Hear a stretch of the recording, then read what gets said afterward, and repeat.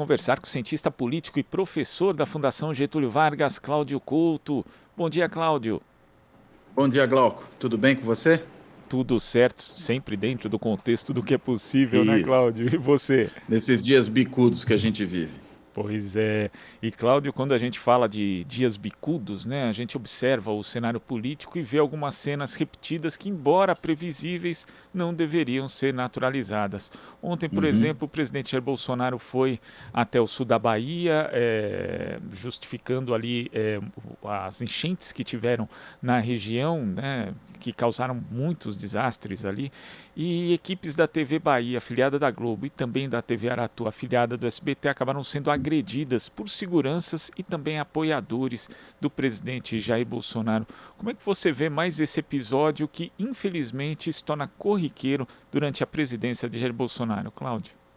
Olha, acho que é uma pequena demonstração do que poderia ser um regime sob Bolsonaro, um governo autoritário sob Bolsonaro, se ele tivesse condições de implementar tudo aquilo que ele gostaria de implementar. O Bolsonaro é um autoritário, ele pertence a um movimento político de natureza autoritária e se comporta de uma forma condizente com essa condição que ele tem. E um dos principais alvos, um dos principais inimigos que ele escolhe é a imprensa, não importa muito qual. Mesmo uma imprensa, digamos, menos crítica a ele, também acaba virando alvo. Estou pensando aqui até no que aconteceu ali com os repórteres do SBT, que a gente sabe que é uma emissora que tem uma posição mais favorável ao governo, e mesmo assim os seus repórteres foram agredidos por seguranças, foram agredidos por apoiadores de Bolsonaro. Agora se sabe que, inclusive, havia ali um secretário do município em que Bolsonaro estava, que também foi um dos agressores, ou seja, o bolsonarismo ele não tolera qualquer tipo de questionamento, qualquer tipo de crítica, e parte para cima daqueles que questionam e criticam como sendo inimigos, e inimigos que precisam ser dizimados, precisam ser atacados o tempo inteiro. Então, é o que a gente poderia esperar de um governo dessa natureza.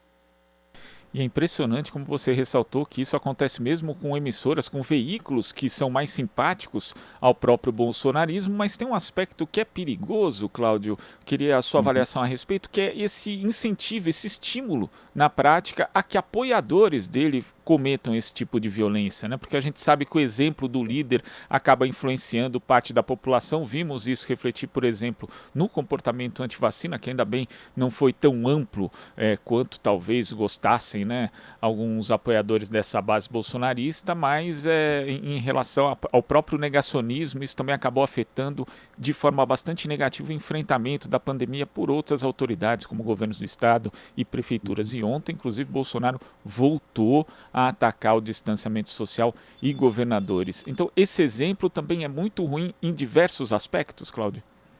Eu creio que sim. E tem uma questão, né, Glauco, que acho que é importante mencionar, que é o fato de que quando o Bolsonaro ele se encontrava ali com seus apoiadores no chiqueirinho do Alvorada, né, e havia ali os jornalistas, que agora nem vão mais, vão só aqueles dos veículos bolsonaristas fazer ali loas ao presidente, mas quando os veículos de imprensa normal iam até lá, a gente sabe que o presidente insuflava aqueles apoiadores lá do chiqueirinho contra os jornalistas que ali estavam.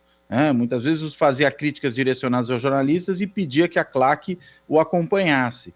Ou seja, ele produziu ao longo do tempo, e eu estou usando isso só como exemplo, porque não é, claro, o único caso, mas acho que é talvez um dos casos exemplares, ele foi produzindo um ambiente que é um ambiente propício a esse tipo de agressão. E Bolsonaro é daqueles que entende que política se faz pela violência. E aí a violência pode vir de qualquer lugar, pode vir dos seus seguranças, pode vir dos seus apoiadores, pode vir da polícia na qual ele interfere, das forças armadas que ele tenta controlar, enfim, de todas essas frentes aí, pode vir dos milicianos, que nós sabemos que há vínculos da família Bolsonaro com os milicianos, inclusive com homenagens e empregagem das milícias nos gabinetes da família, ou seja, as fontes de violência são várias e contra a imprensa, inclusive com esse tipo de diretiva, né? O presidente chega lá, olha aí o que os jornalistas estão falando, o que vocês acham disso? Coisas do gênero. É claro que ele vai produzindo um ambiente. E aí não precisa nem mais ser só no chiqueirinho, pode ser em qualquer outro lugar, que esse mesmo tipo de comportamento tende a se repetir. E foi isso que a gente viu aí na Bahia nesse final de semana. E a gente fica imaginando como é que vai ser nas eleições do ano que vem, Exato. né? E, Cláudio, falando em eleições e também em naturalizações, naturalizações às vezes de coisas bastante absurdas que têm acontecido no Brasil. Na semana passada tivemos a filiação do ex-procurador Deltan Dallagnol no Podemos, que já é o partido, inclusive do também ex-juiz, ex-ministro da Justiça Sérgio Moro. Como é que você vê esse lavajatismo agora partidarizado de forma oficial? Também é uma naturalização que não poderia ser encarada assim tão tranquilamente, pelo menos no nosso cenário político, Cláudio? Eu acho que não, né? Porque afinal de contas, numa democracia, há algumas separações que têm que ser muito claras entre igreja e Estado, por exemplo, entre as forças de segurança e o governo, do ponto de vista da sua partidarização, né? Governos são mesmo, normal que sejam partidários, e também da justiça e da política partidária. Né? A justiça não pode atuar de maneira partidária. Né? E partidária não significa só vinculado ao partido A ou B, mas significa tomando uma posição política que é controversa na sociedade, que não é a pura e simples aplicação da lei, a defesa dela, a defesa dos princípios constitucionais e por aí vai. Né? Significa, na realidade, um alinhamento a um certo projeto político que pertence a um partido ou a oposição nítida a um projeto político de um outro partido. É disso que se trata, e é isso que a gente viu a Lava Jato fazer o tempo inteiro. Né? Viu a Lava Jato atuando, na realidade, como um partido, né? O PLJ, podíamos assim chamá-lo, né? O Partido da Lava Jato. E agora o Partido da Lava Jato, ele se explicitou de uma maneira nunca antes vista. Né? Já havia se explicitado na divulgação daquelas trocas de mensagens, né, entre os procuradores da Lava Jato e o ministro Sérgio Moro, o conluio que foi armado ali entre juiz e acusação, e a acusação é parte, o juiz deveria ser neutro aí, mas a gente viu que o juiz, na realidade, era o comandante da própria acusação, então um descalabro completo, isso que ocorreu na Lava Jato, e num cenário dessa natureza, nada mais natural, de um certo ponto de vista, do que esses aí que já agiam partidariamente na justiça, num dado momento, entrem explicitamente na política partidária. Seria, inclusive, muito saudável que houvesse no Brasil uma quarentena para aqueles que atuam tanto no sistema de justiça como nas forças de segurança em relação à entrada na política. Vou dar um exemplo aqui, não é o da Lava Jato, acho que todo mundo já sabe do que se trata, né? A gente que se promoveu com a Lava Jato agora concorrendo a cargos públicos, e nós vimos, por exemplo, né, em São Paulo, às vésperas lá da eleição de 2018, uma policial que acabou matando um assaltante em frente a uma escola, a escola do seu filho, né? Podemos dizer que ela agiu ali até de forma adequada, do ponto de vista dos protocolos policiais, é uma outra história. Agora, aquilo virou uma plataforma de lançamento da candidatura dela que se elegeu deputada. Né? Então, veja, a policial que se elege deputada por ter matado alguém, né, mesmo que tenha sido de maneira compreensível no contexto, né, isso que aconteceu, isso é inaceitável numa democracia. O que seria o correto? Haver uma quarentena, porque nenhum membro de força de segurança vai sair por aí matando gente, abusando da violência, para se exibir para um eleitorado e depois usar isso como ferramenta de campanha. Nem juízes vão querer ser justiceiros em vez de juízes, para depois se projetarem politicamente, ou procuradores, promotores, membros do Ministério Público, enfim, também não vão agir dessa maneira. Era preciso ter essa quarentena, mas nós não temos. Há até uma proposta em discussão no Congresso de uma deputada do PCdoB, se não me engano, a deputada Perpétua, pode ser que eu esteja aqui agora me equivocando, mas, enfim, se não me engano é dela, que vai justamente nessa direção. Mas, claro, está parada lá, e esse governo, e agora a base de apoio que ele tem ali do Centrão, evidentemente não tem nenhum interesse de fazer com que isso avance. Mas seria muito importante para evitar essa instrumentalização. E por quê? Porque a gente não está falando de agentes de Estado comuns, nós estamos falando daqueles que detêm os meios de violência, né? Os policiais, os membros das Forças Armadas que andam armados, que têm as armas, têm o uso da violência do Estado como seu instrumento de trabalho, e os membros do sistema de justiça, Ministério Público e Judiciário, que também agem em consonância com esse uso da violência do Estado. Né? Porque, afinal de contas, mandam prender as pessoas, mandam conduzir coercitivamente, enfim, tem esse controle, ainda que no âmbito jurisdicional, sobre essa questão. Então, era preciso que realmente houvesse aí um período de quarentena, 4 anos, 8 anos, sei lá, a gente pode até discutir quanto tempo seria, para que não houvesse essa instrumentalização. Enquanto não ocorrer isso, a gente vai continuar vendo essa manipulação, essa interferência da justiça na política, ou pior, essa politização da justiça, que é evidentemente algo deletério, prejudicial à democracia. E essa quarentena devia ser um tema central para o nosso quadro político partidário, Cláudio. Inclusive você falava do caso da policial que acabou se elegendo, e eu lembrava aqui do Coronel Biratã, que comandou a Operação Sim. Massacre do Carandiru, e não só comandou, foi eleito deputado estadual em São Paulo praticamente por conta disso, e o número dele, salvo engano, ele era do PTB, era 14111, fazendo referência ao número de Era do mortos. do atual PP, era 11.111. Era 11.111. Então, é algo absurdo, né? A gente pensar que uma Exato. pessoa é eleita com base num massacre, né? Mas, infelizmente, isso é rotineiro no Brasil. E essa quarentena seria essencial justamente para impedir que essas pessoas praticassem esse tipo de ação, né? Porque, no fim das contas, elas nem são punidas e acabam sendo, de certa forma, premiadas quando entram na vida política sem essa quarentena, Cláudio. Eu creio que sim, é isso que acaba acontecendo. Agora você veja o tamanho da barbaridade, né? Se já é um absurdo usar da máquina pública, da máquina do governo, para se eleger, veja, não é mostrando o serviço como está no governo, é da democracia. Na realidade, usando desses instrumentos, né, que o governo dá àqueles que ocupam posições no Estado, para que eles possam efetivamente produzir algum tipo de política pública, algum tipo de resultado para a sociedade, para que façam o seu trabalho. É claro, se depois, digamos, fazem um bom governo e vão concorrer à reeleição, normal que sejam premiados por isso. A gente está falando de uma outra coisa aqui, está falando do uso específico desse controle sobre os instrumentos de violência do Estado e fazer desse controle sobre os instrumentos de violência um meio de campanha, né, um meio de autopromoção. E aí as consequências são gravíssimas, pode significar a morte de gente, a perda de liberdade das pessoas, a interferência, enfim, na forma de convivência da sociedade, naquilo que diz respeito a esse uso da coerção estatal, que é o que faz o Estado ser Estado, né? O Estado se define justamente porque pode usar, quando necessário, da violência para fazer que as suas ordens sejam cumpridas, que as leis sejam obedecidas. É isso que define o Estado. E aqueles que justamente são os responsáveis no Estado por esse tipo de atuação, acabam utilizando-se dela, a mais séria, a mais grave das formas de funcionamento do Estado, para se promoverem eleitoralmente. Isso é o fim da picada. Realmente não dá para aceitar que isso ocorra numa democracia. É preciso haver uma separação muito clara entre essas duas esferas, inclusive no tempo.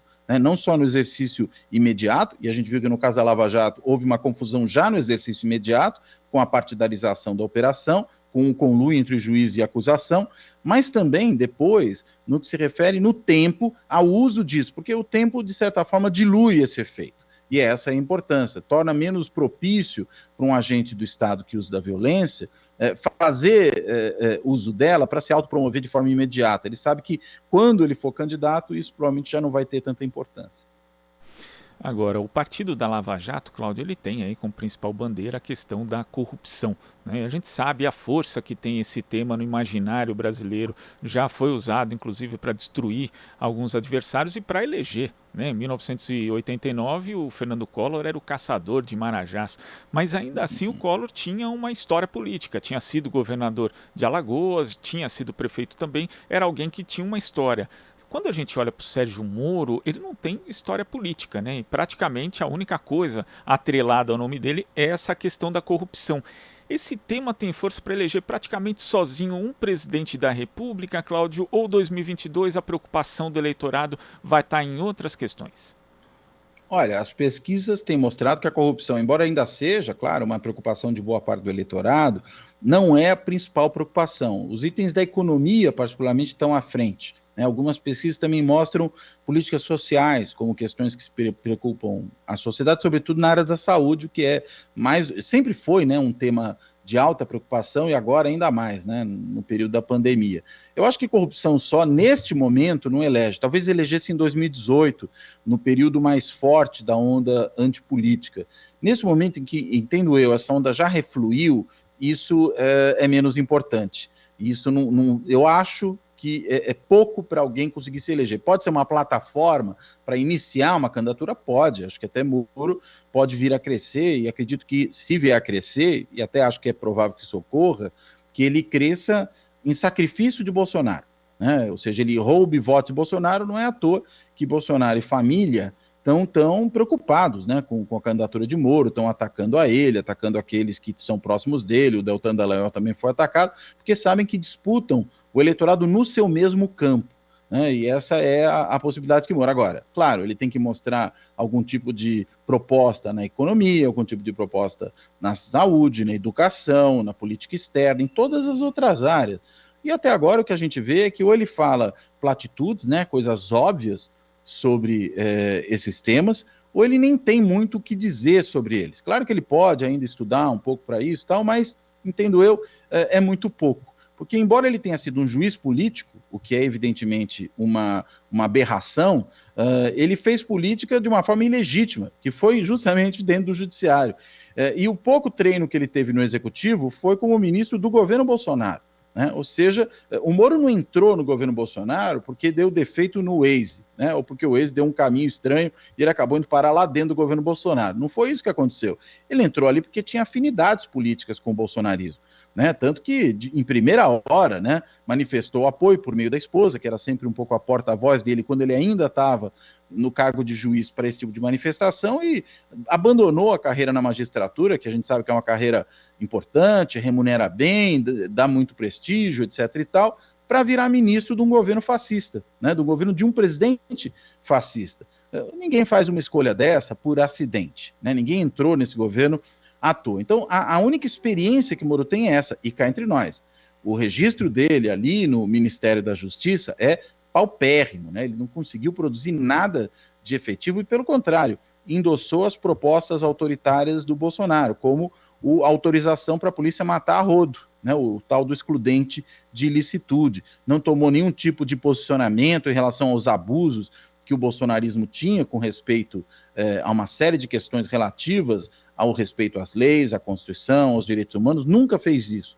E só saiu do governo quando, havendo a interferência de Bolsonaro na Polícia Federal, ele perdia poder, né? E perdia poder porque o controle que ele tinha sobre a Polícia Federal era um instrumento importante de poder. Creio que isso foi muito mais importante do que propriamente a politização da Polícia Federal. A questão é, quem vai politizar a Polícia Federal? Eu ou o Bolsonaro? Pensou o Moro. E na medida em que ele viu que não seria ele, seria o seu chefe, ele resolveu sair do governo, né? E aí, além de tudo, ao seu estilo, né, acusando Bolsonaro e tudo mais, ou seja, demonstrando ali que disputava poder com ele dentro do governo. É esse o registro, é isso que os eleitores vão ter para avaliar, né? Esse endosso que Bolsonaro deu que Moro deu, melhor dizendo, a todos os abusos cometidos por Bolsonaro, seja na sua longa trajetória política, ao aceitar o convite para entrar no governo, seja já no governo, né, ao dar encaminhamento a esse tipo de proposta absurda que o governo levou ao Congresso. E também é bom lembrar, liberação de armas de forma desenfreada, armamento de milícias, né, ou seja, aumento da violência na sociedade, da violência armada. Também isso Moro apoiou. Esse é Moro, é isso que ele tem para mostrar para a sociedade. Vamos ver se as pessoas acham que esse é um bom registro, que essa é uma boa forma de fazer política. E Cláudio, ainda falando das eleições de 2022, na semana passada o Solidariedade oficializou um convite para o ex-governador de São Paulo, Geraldo Alckmin, entrar na legenda. Até teve uma matéria aqui da Carta Capital com um título que brincava com aquele filme, a comédia Quem Vai Ficar com Mary, dizendo quem vai ficar com Alckmin, porque tem uma fila de partidos querendo o ingresso do ex-governador. Inclusive esse foi um dos temas, né, da sua conversa com a Maria do Socorro Braga, Carlos Ranulfo Melo, no Fora da Política Não Há Salvação, canal que a gente sempre recomenda aqui para as pessoas assistirem. Agora, Cláudio, como é que se dá essa passagem do Alckmin, que é um candidato que em 2018 teve 4,7% dos votos numa eleição presidencial, para ser uma figura agora tão cobiçada nesse cenário de 2022? Olha, veja, ele está sendo cobiçado não por todo mundo, né? Mas ele está sendo cobiçado por alguns partidos que querem entrar na coligação eleitoral do Lula. Eu acho que é isso que está aparecendo aí. O PSB, que até é um parceiro antigo já do PT, desde a primeira candidatura do Lula esteve ali, teve um afastamento em alguns momentos, mas é um parceiro de muito longa data, né, do PT em eleições nacionais.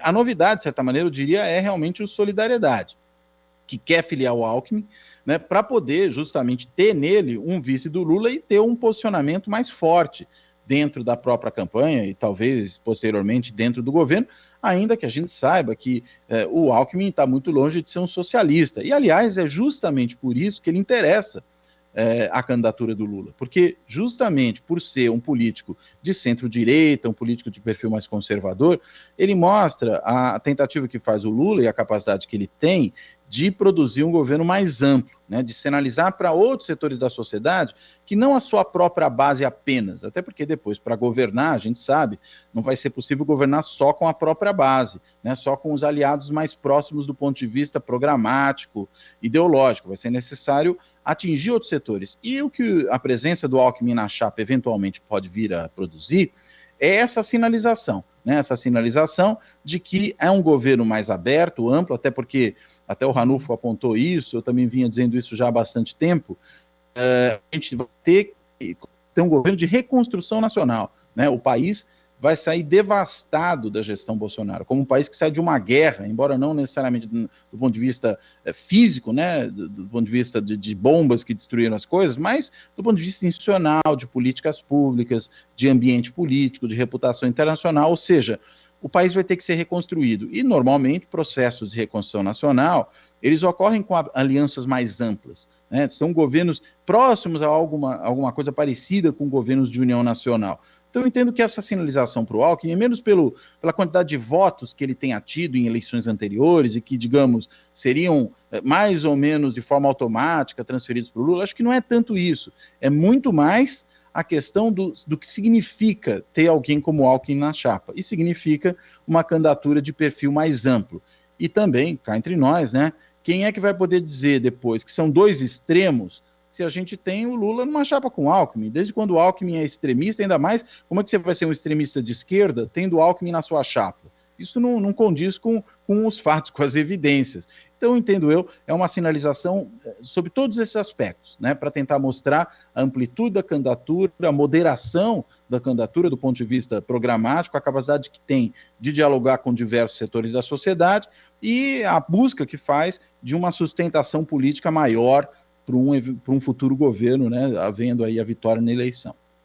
Agora, em termos de argumentação, o pessoal sempre é muito criativo, né, Cláudio? Né? Principalmente campanha eleitoral, porque eu lembro que, por exemplo, na campanha de 2018, a campanha de Dória acusava a Márcio França de ser comunista, né? E eu penso, poxa, mas o Alckmin escolheu um vice-governador comunista, acho bastante estranho, né? O pessoal é criativo. Agora, Cláudio, falando dessa possível, cada vez mais provável saída de Geraldo Alckmin, que é um dos fundadores do PSDB, da legenda, isso acaba selando de uma certa forma um fim do PSDB, pelo menos de um tipo do PSDB, porque no começo ali existiam até algumas figuras como Mário Covas e outros personagens que faziam jus à social-democracia, que está no nome da legenda, mas com o tempo o PSDB foi endireitando, né, indo demais para a direita, chegando até a ter hoje aí uma boa base bolsonarista dentro do próprio partido. Isso selaria de uma certa forma o fim desse PSDB que nasceu lá atrás e que foi se endireitando, digamos assim? Eu acho que sim, né? Vamos dizer que o Alckmin talvez seja o último dos moicanos, né? Ou seja, um daqueles que esteve, como você bem lembrou, na fundação do partido, e realmente ele é um fundador do PSDB, quando o PSDB nasce de uma cisão do PMDB, né? Na época do PMDB, pela esquerda do partido, né? Então era uma cisão de um grupo mais progressista no contexto partidário do PMDB. E aí, com o tempo, realmente, acho que algumas razões fazem com que o partido vá se direitizando, né? Uma é o fato de ter polarizado com o PT, e o PT, na medida em que ocupava o campo da esquerda, fez com que o PSDB buscasse o eleitorado mais à direita, e isso fez com que o partido tivesse essa orientação. Segundo, no governo, também o fato de que no governo fez uma aliança mais à direita, com o PFL, e implantou um programa em boa medida de centro-direita mesmo, né? E aí, consequentemente, foi mais um pouquinho para a direita e continuou com a polarização com o PT na oposição. E aí, quando o PT vira governo, isso se aprofunda, né? Porque aí o PT faz um governo mais ao centro, e na medida em que o PT caminha mais para o centro, né? Bom lembrar que o Zé de Alencar foi vice, que o PMDB fez parte do governo, que o PP mesmo fez parte do governo, o PL, esse aí do Valdemar da Costa Neto, ou seja, o PT caminha para o centro e empurra o PSDB ainda mais para a direita. E aí o partido vai assumindo esse feitio. Algumas dessas lideranças vão perdendo protagonismo, algumas até embarcam em campanhas mais direitistas. É bom lembrar da campanha do Serra à presidência, quando ele, por exemplo, questiona muito a questão do aborto e tal. Isso aparece como um tema de corte claramente conservador ali dentro da campanha do Serra, né? O próprio Alckmin fez isso também nas suas campanhas. O partido vai caminhando. Eu diria que o ápice disso é, e aí pela mão do Alckmin, a introdução do Dória no partido. O Dória, que é claramente um direitista de quatro costados, né? Não há nenhuma dúvida. Ou o Bolsodória, se a gente quiser lembrar do que foi o Dória em 2018, que, como você bem lembrou, acusava o Márcio França de comunista, se referia ao PT e ao próprio Márcio França como esquerdistas, e o tom em que ele mencionava essa palavra, né, esquerdista, era um tom de ofensa, um tom como se aquilo fosse um crime. Era esse o tom, ou seja, o Dória levou o partido ainda mais para a direita, e agora piorou, né? Porque não é só o Bolsodória de 2018, é a bolsonarização do PSDB no Congresso, né? Um partido que vota com o governo, veja, não é só porque tem algumas afinidades na pauta econômica, vota no governo até na questão do voto impresso, só para a gente pegar um caso aqui que não tem nada a ver com a pauta econômica e que aponta para essa cooptação, né, que o bolsonarismo tem do PSDB muito bem sucedida. O Bruno Araújo, né, o presidente nacional do PSDB, lá de Pernambuco, é claramente um político de direita e uma direita dura, né, e muito simpático ao governo Bolsonaro. Ou seja, é esse o perfil do PSDB. Eu acho que o PSDB original já morreu, né, isso que está aí tem o nome do partido, mas claramente já se trata de outra coisa. A dúvida é, Alckmin saindo, saber se ele leva mais gente com ele, né? E aí eu não me refiro apenas à sua base mais próxima em São Paulo, estou pensando outros políticos que possam ter um perfil mais ou menos próximo ao de Alckmin em outros lugares do Brasil, que tenham ali uma certa afinidade com o PSDB original, se também sairiam junto com ele. Esse é um movimento interessante de acompanhar para ver as consequências que isso vai trazer. E só para fechar, Dória, também alguém que logo que assume o governo do estado, disse que o PSDB devia parar de se chamar Partido Social Democrata, que devia ter um outro nome mais condizente com a sua nova condição, né? Talvez, enfim, Partido Conservador, né? Partido Liberal Conservador, não sei bem que nome dá para isso. Talvez nisso o Dória tenha razão, né, Cláudio? O nome do partido realmente não tem nada a ver. Mesmo, eu diria que o PSDB nunca foi exatamente social-democrata. Foi muito mais um partido talvez social-liberal, né? Mas social-democrata precisa ter base na sociedade civil, base trabalhadora, sindicatos vinculados ao partido, que é o que define o trabalhismo, por exemplo, britânico e a social-democracia do continente europeu. São todos partidos que têm vínculos importantes na sociedade civil, sobretudo com o movimento trabalhista. Sem dúvida. Cláudio, eu queria agradecer demais a sua participação aqui no Jornal Brasil Atual e até a próxima. Até a próxima, Glauco, um prazer. Conversamos aqui com o cientista político e professor da Fundação Getúlio Vargas, Cláudio Couto. Você está ouvindo Jornal Brasil Atual. As notícias que os outros não dão.